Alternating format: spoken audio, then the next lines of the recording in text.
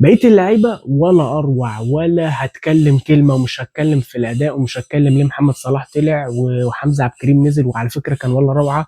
ومش هتكلم عن ان احنا كان لنا ضربه جزاء، وحسام حسن قفش الحكم عشان يوري للحكم اللي حصل. كل الكلام ده انا مبسوط وبتاع ليه. امبارح الصراحه الواحد كان متضايق، يعني مستحيل كنت اتكلم بالطاقه دي وان انا مبسوط وبتاع.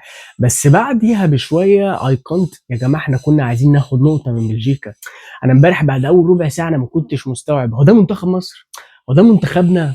هو العيال اللي بتجري وبتهاجم وبتاع، بعيدا عن إن بلجيكا فريق مالط مع احترامي الشديد، يعني بلجيكا ما جاتش، بلجيكا حرفيا ما فيهاش غير لاعبين ثلاثه، دي بروين الكره اللي شاطها، ولوكاكو بس جسمانيا، ودوكو طبعا اللي يعني انا مش عايز اقول محمد هاني حطه في جيبه، اللي بصراحه دي افوره. محمد هاني عمل معاه ماتش ولا اروع، ولكن دوكو يا جماعه برضه دوكو كان بيلم، وكان بس كان بيتضرب، يعني لعيبتنا كانت بتضرب حلو الصراحه، احنا في الضرب ما عندناش يا مرحميني.